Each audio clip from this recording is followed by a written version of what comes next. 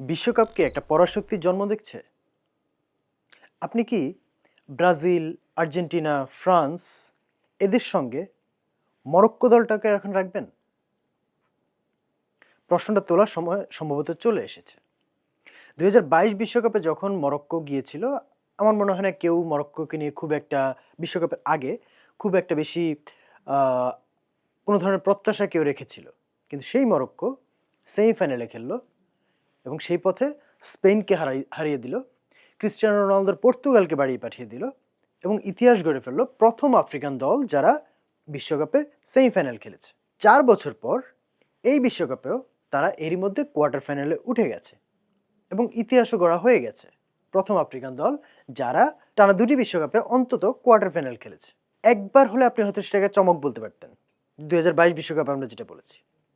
কিন্তু যখন সেটা বারবার হয়, দ্বিতীয়বারও হয়, তখন এটাকে সম্ভবত আর চমক বলা যায় না। মরক্কো ২০২২ বিশ্বকাপ ফ্লুক ছিল, এটা এখনো সম্ভবত বলার কোনো উপায় নেই। এবং টানা ২ বিশ্বকাপে মরক্কোর এই পারফরম্যান্স এটাই বুঝিয়ে দিচ্ছে যে মরক্কো বড় দল হয়ে উঠেছে, অথবা বলতে পারেন হয়ে ওঠার পথে আছে। কোয়ার্টার ফাইনালে তাদের প্রতিপক্ষ যখন ফ্রান্স, মরক্কোর সামনে ইতিহাস। ফ্রান্সের বিপক্ষে যদি তারা জিতে যায়, প্রথম আফ্রিকান দল হিসেবে অবশ্যই টানা দ্বিতীয় বিশ্বকাপে সেমিফাইনাল খেলবে। ২টি বিশ্বকাপ, টানা দ্বিতীয় তো পরের কথা। ২টি বিশ্বকাপে সেমিফাইনাল খেলবে এবং সেটা টানা দুটি বিশ্বকাপ। এবং ইতিহাস বলছে মাত্র ৫টি দল এই পর্যন্ত টানা ২টি বিশ্বকাপে সেমিফাইনাল খেলতে পেরেছে। কোন কোন দল? ওই যে পরাশক্তির নামে আমরা যে দলগুলোর কথা বলছিলাম, Brazil, Argentina, France, Germany, Italy. Morocco সেই ইতিহাসের সামনে দাঁড়িয়ে। আর ইতিহাস গড়ার পথে মরক্কোর বিবর্তনটা কিভাবে হলো? এই জিনিসটা তো হয়তো অনেকেরই জানা। ২০৩০ বিশ্বকাপ আ স্পেন এবং পর্তুগালের সঙ্গে যৌথভাবে আয়োজন করতে যাচ্ছে মরক্কো এবং সেখানে তারা বিশ্বকাপ জয়ের স্বপ্ন দেখছে এবং শুধু স্বপ্নই দেখছে না, সেই পরিকল্পনা অনেক আগে থেকে শুরু হয়েছে। যেই পরিকল্পনা অনুযায়ী তাদের কিং, যেই রাজা কিং মোহাম্মদ ৬ তার স্বপ্ন ছিল যে মরক্কোর ফুটবল আ খুব বড় কিছু করবে এবং ২০৩০ বিশ্বকাপে আয়োজনও সেই পরিকল্পনারই অংশ। তো ২০৩০ বিশ্বকাপে বিশ্বকাপ জেতার স্বপ্ন দেখা বা মরক্কোর ফুটবলকে ওই যে ব্রাজিল, আর্জেন্টিনা, ফ্রান্স এই পর্যায়ে নিয়ে যাওয়া, সেটার জন্য তারা বিনিয়োগ করেছে এই পর্যন্ত $১১০০ কোটি বিনিয়োগ করেছে। যা দিয়ে স্টেডিয়াম, ট্রেনিং কমপ্লেক্স, একাডেমি, অনেক মাঠ বাচ্চাদের জন্য সেগুলো করা হয়েছে। এর পাশাপাশি তারা ডায়াসপোরা প্লেয়ার, মানে হচ্ছে বিদেশি বিভিন্ন দেশে তাদের প্লেয়ার বা তাদের বংশোদ্ভূত প্লেয়ার যারা আছে তাদেরকে দলে ইন্টিগ্রেট করার চেষ্টা করছে। এবং এখানে একটা ইন্টারেস্টিং জিনিস হচ্ছে, আমি যদি বলি যে একটু এদিক সেদিক হলে লামিন ইয়ামাল এই বিশ্বকাপে মরক্কোর হয়ে খেলতে পারতেন। এই তথ্যটা হয়তো অনেকের হয়তো জানা, অনেকের কাছে হয়তো নতুন লাগতে পারে। লামিন ইয়ামালের বাবা মরক্কান এবং লামিন ইয়ামাল যখন বার্সেলোনায় ১২-১৩ বছর বয়সে যখন ইয়ামালকে নিয়ে একটা বার্সেলোনায় আ একটা গুঞ্জন শুরু হয়ে গেছিল যে একটা নতুন তারকা উঠে আসছে বা একটা বাচ্চা ছেলে যে খুব ভালো করছে। তখন থেকেই মরক্কো লামিন ইয়ামালকে মরক্কোর হয়ে খেলানোর জন্য চেষ্টা করে যাচ্ছিল। শেষ পর্যন্ত সেটা হয়নি, যাই হোক। বাট যেটাই হয়েছে সেটাও কিন্তু মরক্কোর জন্য খুব কম কিছু না। খুব কম কিছু বলতে কি, আপনি যদি এখন বলেন যে আফ্রিকান টিমগুলোর মধ্যে বা আফ্রিকান কন্টিনেন্টের যদি টিম বুঝি, আমরা আগে কি বুঝতাম? ক্যামেরুন, নাইজেরিয়া, ঘানা, সেই জায়গাটাতে এখন যদি আপনি বিবেচনা করেন, আপনি হয়তো সেনেগালের নাম কিছুটা আসতে পারে। এর পাশাপাশি ডেফিনিটলি ১ম যে নামটা আসবে সেটা হচ্ছে মরক্কো। আফ্রিকান ফুটবলের ফেস হয়ে উঠেছে। এবং সেটা কিভাবে? পারফরম্যান্স দিয়ে। ২০২২ বিশ্বকাপে তারা সেমিফাইনাল খেলে। এই বিশ্বকাপে আমরা যদি তাদের পারফরম্যান্সটা একটু দেখি, ব্রাজিল এবং এ পর্যন্ত তারা ৫ টা ম্যাচ খেলেছে এবং এর মধ্যে ২ টি কিন্তু ছিল আমরা যাদেরকে পরাশক্তি বলে জানি, তেমন ২ টি দল, ব্রাজিল এবং নেদারল্যান্ড।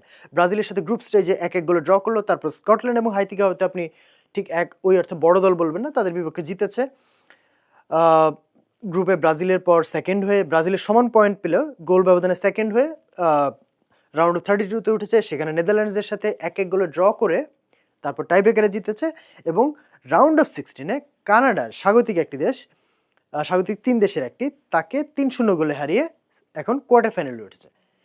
এখন আমরা যদি, এটা তো এই বিশ্বকাপের পারফরম্যান্স। গত বিশ্বকাপে আমরা মরক্কোকে দেখেছি, এই বিশ্বকাপে এক মরক্কোকে দেখেছি। ২ টা বিশ্বকাপের যে মরক্কোর আমরা যে পরাশক্তি বলছি, সেটা কেন বলছি? বা ২ টা বিশ্বকাপে মরক্কোর এই পারফরম্যান্সের মধ্যে যদি আমরা একটু পার্থক্যটা দেখি, সেখানেও আপনি একটা বড় দল হয়ে ওঠার একটা ইঙ্গিত দেখতে পাবেন। কিরকম?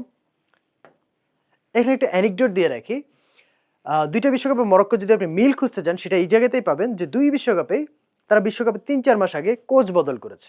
২০২২ বিশ্বকাপে ৩ মাস আগে ওয়ালিদ রেগ্রাগি কোচ হয়েছিলেন, এবার মোহাম্মদ ওয়াহাবি কোচ হয়েছেন। কিন্তু এর বাইরে মরক্কোর পারফরমেন্সে দুই বিশ্বকাপে পারফরমেন্সে একটা বড় পার্থক্য আপনার চোখে পড়বে। কীরকম সেটা? ২০২২ বিশ্বকাপে তারা প্রথম ৫ ম্যাচে গোল করেছিল ৫টি, গোল খেয়েছিল ১টি, সেটিও আবার ওন গোল। ক্লিন শিট রেখেছিল ৪ ম্যাচে। অ্যাভারেজ পজিশন ছিল 40%-এর মতো, পাসিং অ্যাকিউরেসি ছিল 80%-এর একটু বেশি, বিগ চান্স তৈরি করেছিল ৬টা, তো গোল ৫টা করেছে, তার মানে তারা বিগ চান্স কাজে লাগাতে পেরেছে। এবার আসুন এই বিশ্বকাপে ওয়াহাবির অধীনে আমরা মরক্কোকে দেখেছি যে মরক্কো এখন আর ওই যে শুধু একেবারে ডিফেন্সে জমাট হয়ে রেখে তারপর কাউন্টার অ্যাটাকে খেলবে, মরক্কো এখন আর সেই দল নেই, এবং সেটাও আপনি পরিসংখ্যানও সেটার প্রমাণ দেখবেন। এখন পর্যন্ত ৫ ম্যাচে তারা গোল করেছে ১০টি, গতবারের ডাবল। গোল হজম করেছে একটু বেশি। অবভিয়াসলি আপনি যখন একটু অ্যাটাকিং খেলবেন, এক্সপেন্সিভ ফুটবল খেলবেন, তখন আপনার ডিফেন্স একটু উইক হয়ে পড়বে ডেফিনেটলি। সেটার ফল হচ্ছে 4টা গোল খাওয়া। ক্লিন শিট রেখেছে 2 ম্যাচে। কিন্তু যেটা খুব বড় পার্থক্য, আমরা যখন বলি যে এইবারের মরক্কো গতবারের মরক্কো চেয়ে এইবারের মরক্কোর একটা বড় পার্থক্য হচ্ছে মরক্কো বল দখলে রেখে খেলতে জানে, খেলাটাকে কন্ট্রোল করতে জানে। পজিশন কন্ট্রোল বলুন, গেম কন্ট্রোল বলুন, সব দিকে মরক্কোর একটা ডেভেলপমেন্ট আমরা দেখতে পাচ্ছি, যেটাকে বলা হচ্ছে যে বড় দল হয়ে ওঠার একটা ইঙ্গিত। এবং সেটাই অ্যাভারেজ পজিশনের ক্ষেত্রে আপনি দেখবেন 60%, যেটা গতবার ছিল 40%-এর কাছাকাছি। পাসিং অ্যাকিউরেসি তো বেশ ডেভেলপমেন্ট এসেছে, আগে ছিল 81%, এখন সেটা ক্লোজ টু 90%, 88%। বিগ চান্স তৈরি, গতবার প্রথম 5 ম্যাচে বিগ চান্স তৈরি করেছিল 6টি, এবার সেটা দাঁড়িয়েছে প্রায় 3 গুণ, 17টিতে। এই পারফরমেন্সটা আপনাকে যেটা বললাম যে এই পারফরমেন্সটা বুঝিয়ে দিচ্ছে যে মরক্কোর, এই যে আমরা যে বলছি মরক্কো বড় দল হয়ে উঠছে কিনা, এই পারফরমেন্সটা 4 বছরে 2টা বিশ্বকাপের পারফরমেন্সের পার্থক্যটাও, মানে এটা তো হচ্ছে পারফরমেন্স, তারা গতবার সেমিফাইনাল খেলেছে, এবারও কোয়ার্টার ফাইনালে উঠে গেছে, পাশাপাশি সেই পথে তাদের খেলার স্টাইলে যে পরিবর্তন, সেটা স্ট্যাটিস্টিক্সও বুঝিয়ে দিচ্ছে যে তারা খেলার স্টাইলের দিক থেকেও বড় দল হয়ে ওঠার পথে আছে। এখন আমরা যদি বলি আজকে যখন ফ্রান্সের বিপক্ষে তারা নামবে, আপনি কোন কোন প্লেয়ারের দিকে নজর রাখবেন? একটা বড় দলে সবসময় 1 জন, 2 জন, 3 জন, 5 জন খুব গুরুত্বপূর্ণ প্লেয়ার থাকেন। আমরা একটু সেই দিকটা যদি মরক্কোর দিক থেকে দেখে আসি, আপনার প্রথমে যে নামটা আসবে মরক্কোর এই দলের সবচেয়ে বড় স্টার, ডেফিনেটলি হাকিমি, আশরাফ হাকিমি। আপনি তাকে বলতে পারেন তিনি ডিফেন্ডার, রাইট ব্যাক, কিন্তু মরক্কোর জন্য তিনি মরক্কোর অ্যাটাকের একটা ইঞ্জিন। কীরকম সেটা তার পারফরমেন্স আমরা যদি দেখি, ডিফেন্সিভলি তিনি ইন্টারসেপশন করেছেন 6টা, ট্যাকেল করেছেন 7টা, অল গুড। বাট অ্যাটাকে তার পারফরমেন্স দেখুন, 33টি ক্রস করেছেন, passing accuracy 90%, which is great, absolutely great for a defender. 5 ম্যাচে গোল করেছেন 1টি, 2টি অ্যাসিস্ট।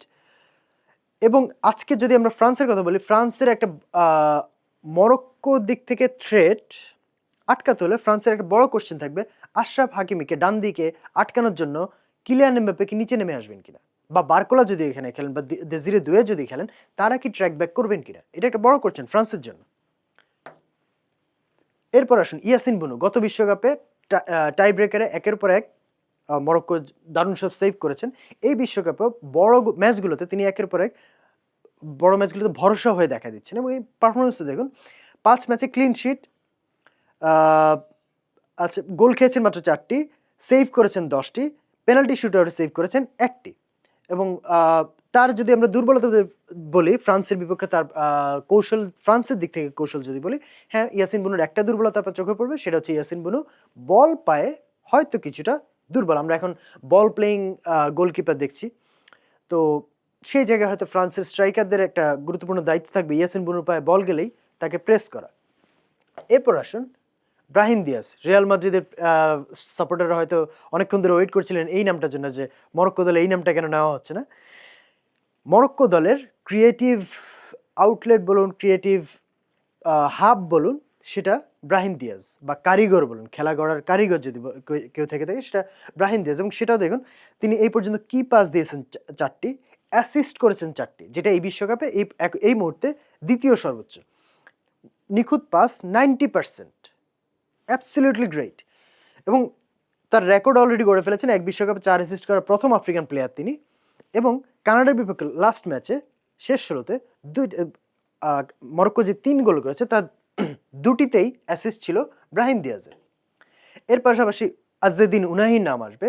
মরক্কোর কানাডার বিপক্ষে ২টি গোল করেছেন, শুধু সেই জন্যই নয়, তাকে আপনি বলতে পারেন কানাডার Steven Gerrard, all action midfielder. কিরকম সেটা আপনি সেটা স্ট্যাটে দেখুন, পাসের হার 92.4%, জাভি ইনিয়েস্তা, সার্হিও বুস্কেটস লেভেলের পাসিং রেট, সফল ট্যাকল করেছেন 4টি, ডিফেন্সিভ কন্ট্রিবিউশন, গোল করেছেন 3টি, অ্যাটাকিং কন্ট্রিবিউশন, এবং ডিস্টেন্স কাভার্ড 55.8 কিলোমিটার, অর্থাৎ per match on an average close to 12 kilometres তিনি শুধু ডিস্টেন্স কাভার করছেন, দৌড়াচ্ছেন। অ্যাটাক, ডিফেন্স, এনার্জি সব দিক থেকে আজেদিন উনাই মরক্কোর একটা বড় ভরসা, এবং আজকে ফ্রান্সের ডিফেন্সিভ মিডফিল্ডার যারা থাকবেন তাদের একটা বড় দায়িত্ব থাকবে এই আজেদিন উনাইকে খেলার জায়গাটা না দেওয়া। এরপর আসুন রাহিমি। রাহিমির কথাটা কেন আসছে? মরক্কোর স্ট্রাইকার ফ্রান্সের বিপক্ষে যিনি খেলতে পারবেন না তিনি হচ্ছেন ইসমাইল সাইবারি, যিনি এই পর্যন্ত মরক্কোর প্রতিটা ম্যাচে স্টার্ট করেছিলেন, কিন্তু আজকে তিনি খেলতে পারছেন না। সেই জায়গায় আজকে রাহিমির একটা গুরুত্বপূর্ণ ভূমিকা থাকবে, তিনি হয়তো আজকে শুরু থেকে খেলতে পারেন, কিন্তু তাকে আপনি বলতে পারেন তিনি এখন পর্যন্ত শুরু থেকে খেলেননি, কিন্তু যা খেলেছেন তাতেই আপনি তাকে মরক্কোর হালান্ড বলতে পারেন। কি কারণে? হালান্ডকে আমরা কিভাবে চিনি? যে বলে পুরো ম্যাচে হয়তো তিনি 10 কি 15টা টাচ করেন, তাতেই হয়তো 2-3টা গোলও করে ফেলেন। ম্যানচেস্টার সিটিতে আমরা সেটা দেখেছি, নরওয়ের হয়ে এবার বিশ্বকাপে আমরা সেটা দেখছি, যেটা ব্রাজিলের বিপক্ষে ম্যাচে আমরা দেখেছি। রাহিমিও অনেকটা সেরকমই, 5 ম্যাচে তিনি প্রত্যেকটা ম্যাচে বেঞ্চ থেকে নেমেছেন, খেলেছেন মাত্র 129 মিনিট, তাতেই তার গোল 2টা, অ্যাসিস্টও একটা করেছেন, এর মধ্যেই চান্স ক্রিয়েট করেছেন 3টা, তার শট অ্যাকিউরেসি 66.6%, অর্থাৎ তিনি যে 6টা শট নিয়েছেন তার মধ্যে 4টাই ছিল অন টার্গেটে। তাকে আপনি বক্সে হয়তো খুব কম টাচ পাবেন, কিন্তু এই কম টাচ, মাত্র 11টা টাচ, তাতেই তার 2টা গোল, একটা অ্যাসিস্ট, 3টা চান্স ক্রিয়েশন, এগুলো বলে যে ওই যে আমরা যে কারণে বলছিলাম যে কেন তাকে মরক্কোর হালান্ড বলা যায়, সেটার একটা প্রমাণ হতো এই জায়গাটায়। এখন আজকে যখন সামনে কোয়ার্টার ফাইনালে প্রতিপক্ষ হয়ে ফ্রান্স আসছে, মরক্কো কিভাবে খেলবে? আমরা মরক্কোকে যেটা বললাম যে এই বিশ্বকাপে মরক্কোর কাছ থেকে আমরা একটু অন্য ধরনের পারফরমেন্স দেখছি, যেটা 2022 বিশ্বকাপের তুলনায়। তারা বল কন্ট্রোল করে, পজিশন রাখে, খেলাটাকে কন্ট্রোল করার চেষ্টা করে, কিন্তু সেটার মধ্যেও আমরা মরক্কোর খেলায় অপোজিশনের খেলার ধরন অনুযায়ী ট্যাকটিক্সে চেঞ্জ দেখেছি। ব্রাজিলের বিপক্ষে তারা এক ধরনের খেলেছে, ব্রাজিলের বিপক্ষে প্রথম 30 মিনিট তো দুর্দান্ত ফুটবল খেলেছে তারা, পাসিং, মুভমেন্ট, ইন্টেন্সিটি সব দিক থেকে দারুণ ফুটবল খেলেছে। নেদারল্যান্ডসের বিপক্ষে আর ঠিক ওই লেভেলের না হলেও কাছাকাছি সমানে সমানে লড়েছে বলা যায়। কিন্তু কানাডার বিপক্ষে, কানাডা যেহেতু খুব হাই প্রেসিং একটা দল, তার বিপক্ষে আমরা দেখেছি মরক্কো আবার সে অনেকটা 2022 সালের মরক্কোতে ফেরত গেছে। হ্যাঁ, 2022 সালের মরক্কো, তারপরে ডিফারেন্স ছিল 2022 সালের মরক্কো হয়তো একেবারে লো ব্লক করে খেলতো। কানাডার বিপক্ষে আমরা মরক্কোকে দেখেছি যে মিড টু লো ব্লক, অর্থাৎ নিজেদের যেই মাঠে যে অর্ধরেখা, সেখান থেকে নিজেদের গোল পোস্টের মাঝামাঝি ওই জায়গাটাতে, সেখানে তারা একটা ব্লক রেখে খেলার চেষ্টা করেছে, এবং এটা আপনি অ্যাভারেজ পজিশনটা যদি দেখেন, এটা হচ্ছে কানাডার বিপক্ষে 2 হাফ, ফার্স্ট হাফ এবং সেকেন্ড হাফ। সেকেন্ড হাফ বলতে বদ্যি প্লেয়াররা নামার পর আপনি দেখুন, এটা হচ্ছে মরক্কোর হাফ, মরক্কোর হাফে তাদের যত প্লেয়ার। এই জিনিসটা আজকে যখন ফ্রান্সের বিপক্ষে খেলবে, আমার ধারণা হয়তো এই কৌশলটাই আজকে ফ্রান্সের বিপক্ষে নিতে পারে।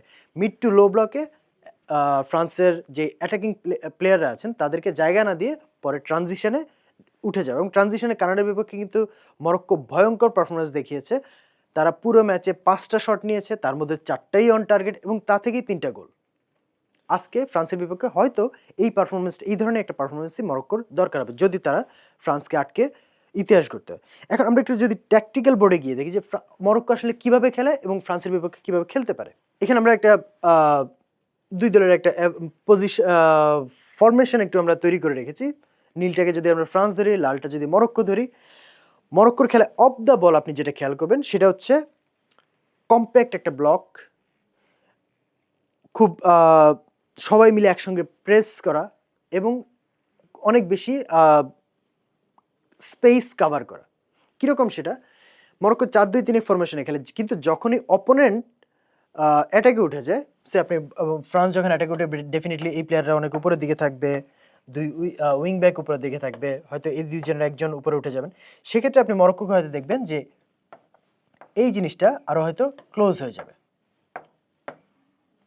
হয়তো শেপটা তখন অনেকটা এইরকম হয়ে যাবে, যে 5-4-1 এবং এই 5-4-1 দুইটা লাইনের মধ্যে মরক্কোর খেলার মধ্যে একটা গুরুত্বপূর্ণ ব্যাপার হচ্ছে এই যে দুইটা লাইন ডিফেন্স এবং মিডফিল্ডের যে দুইটা লাইন এই দুইটা লাইনের মধ্যে একেবারে কম্প্যাক্ট খুবই কম জায়গা রেখে তারা খেলতে চেষ্টা করে এবং খেলাটাকে ব্লক করে। আমরা যেটা বলছিলাম যে এটা অবশ্য ডি ব্লক হয়ে গেছে, হয়তো তারা ব্লকটা করবে এই জায়গাটাতে। মূলত যখন ফ্রান্সের পায়ে বল থাকবে তাদেরকে হয়তো আপনি ঠিক মিড টু লো ব্লক এই হয়তো এভাবে খেলতে দেখবেন, যাতে ফ্রান্সের, এবং এটার সুবিধাটা কি, তাতে হচ্ছে ফ্রান্সের যেই অ্যাটাকিং যে ট্যালেন্ট আছে, এমবাপ্পে বলুন, ওলিসে বলুন, দেমবেলে বলুন, তাদেরকে এই যে খুব কম্প্যাক্ট যে জায়গা সেটার মধ্যে আটকে দেয়। এবং এর পাশাপাশি শুধু কম্প্যাক্ট রাখাই না, আরেকটা যেটা দেখবেন সেটা হচ্ছে সবাই মিলে একসঙ্গে প্রেস করে। সে বল যদি এইদিকে থাকে হয়তো দেখবেন যে এখানেই 3জন প্লেয়ার একসঙ্গে চলে এসেছে, মানে যাতে এই প্লেয়ারটার কাছ থেকে বলটা অন্যদিকে না যায়। বাট যদি এখান থেকে বের হয়ে যায় তখন আবার দেখবেন যে এরা একসঙ্গে এসে ব্লক করা শুরু করে দিয়েছে। তো এই একসঙ্গে প্রেস করাটা এটা মরক্কোর একটা গুরুত্বপূর্ণ দিক, যে কারণে তারা অনেক বেশি বলটা উইন করে ফেলে, বল রিকভারি যেটাকে আমরা বলি। এর পাশাপাশি আরেকটা হচ্ছে আমরা যেটা বলছিলাম যে প্রচুর দৌড়ে খেলা, যেটা এটা আমরা একটা স্ট্যাট যদি আপনাদেরকে বলি, যেটা হচ্ছে এখন পর্যন্ত বিশ্বকাপে Morocco 590 kilometre as a team, মানে প্রত্যেকটা প্লেয়ার মিলে 590 কিলোমিটার জায়গা, আমরা যেটাকে ডিস্টেন্স কাভার্ড বলি, 590 কিলোমিটার জায়গা কাভার করেছেন, যেটা কোয়ার্টার ফাইনালে যতগুলো দল আছে, যে 8টা দল আছে তার মধ্যে সবচেয়ে বেশি। সো এইটা মানে ডিস্টেন্স, ফুটবলটা তো আলটিমেটলি স্পেস এবং পজিশনিংয়ের খেলা, তার পাশাপাশি স্পেস এবং পজিশনিংয়ের মধ্যে যে স্পেসটা আপনি যত কমাতে চান সেক্ষেত্রে আপনাকে ডিস্টেন্স যত আপনি বেশি কাভার করবেন, তত আপনার অপোনেন্টের জন্য স্পেস কমে আসবে। তো এইটা মরক্কোর জন্য একটা ওয়েপন এবং ফ্রান্সের জন্য একটা থ্রেট হতে পারে।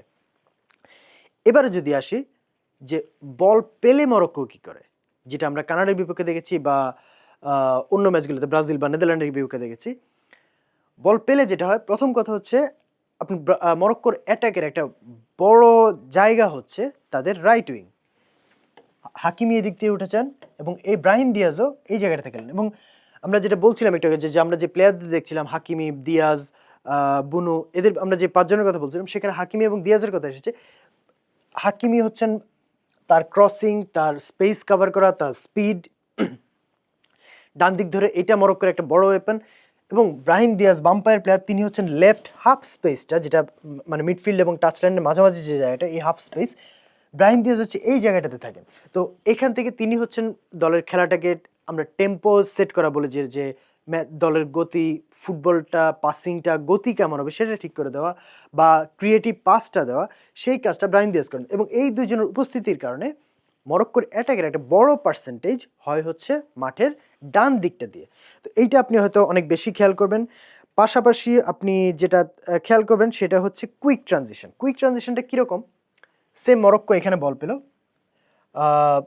ধরুন এখান থেকে হয়তো বুয়াদ্দি হয়তো এখানে কোনো জায়গায় বল উইন করলেন, আপনি খুব দ্রুত যেটা দেখবেন যে এখান থেকে হয়তো ব্রাহিম দিয়াজের কাছে বল চলে গেছে, ব্রাহিম দিয়াজ থেকে এদিকে হাকিমির কাছে বল চলে গেছে, ততক্ষণে হয়তো দেখবেন যে রাহিমি হয়তো উঠে গেছেন বা আজিদ্দিন উনাই হয়তো ততক্ষণে বক্সের মাথায় চলে আসবেন এবং এখান থেকে একটা ক্রস বা মাইনাস যে কোনো কিছুতে হয়তো একটা গোল। এই যে বল পেলে 3-4টা পাসে অল্প কয়েক সেকেন্ডে উঠে যাবে, এই কুইক ট্রানজিশনে মরক্কো বেশ ভয়ঙ্কর। আমরা ফ্রান্সের ক্ষেত্রে বলি যে ফ্রান্স ট্রানজিশনে ভয়ঙ্কর, মরক্কোর ক্ষেত্রেও একটা বড় ওয়েপন হচ্ছে এই কুইক ট্রানজিশন। মানে মিডফিল্ড ডিফেন্স থেকে খুব দ্রুত মিডফিল্ড থেকে অ্যাটাকে বলটা চলে যাওয়া, এই ট্রানজিশনে মরক্কো বেশ ভয়ঙ্কর। তো এই জায়গাগুলোতে হয়তো আজকে ফ্রান্স ভুগতে পারে। এখন ফ্রান্স কিন্তু ব্রাজিল না, ফ্রান্স নেদারল্যান্ডসও না, ফ্রান্স কানাডাও না। ফ্রান্সকে আমরা অলরেডি বলছি যে এই বিশ্বকাপের সবচেয়ে ভয়ঙ্কর, আপনি হয়তো সবচেয়ে ভয়ঙ্কর দলই বলতে পারেন, বা অন্তত ভয়ঙ্কর দলগুলোর যে অল্প কয়েকটা ভয়ঙ্কর দল আছে তার মধ্যে একটি ডেফিনেটলি ফ্রান্স। তার বিপক্ষে মরক্কোর কৌশলটা কী হবে? ওই যে ওই রকম যে মিড টু লো ব্লক এবং ট্রানজিশন, সেটা থেকে মরক্কো সফল হতে পারবে? যদি হয় তাহলে ওই যে ইতিহাস তাদের অপেক্ষায়। যে যেটা বললাম অলরেডি যে মাত্র 5টা দল এর আগে টানা 2টি বিশ্বকাপে সেমিফাইনাল খেলেছে, মরক্কো যদি সেই দলগুলোর একটি হয়ে যায়, হয়তো মানতে বাধ্য হতে হবে সবাইকে যে মরক্কোকেও এখন বড় দল হিসেবেই মানতে হবে। আপনাদের কি মনে হয়, মরক্কো কি অলরেডি বড় দল? আজকে ফ্রান্সের বিপক্ষে জিতলে তাহলে বড় দল বলা যাবে? নাকি যেভাবে খেলছে তাতে অলরেডি তারা যদি ব্রাজিল আর্জেন্টিনার পর্যায়ে চলে নাও যায় তার কাছাকাছি চলে গেছে। মন্তব্যে জানাতে পারেন।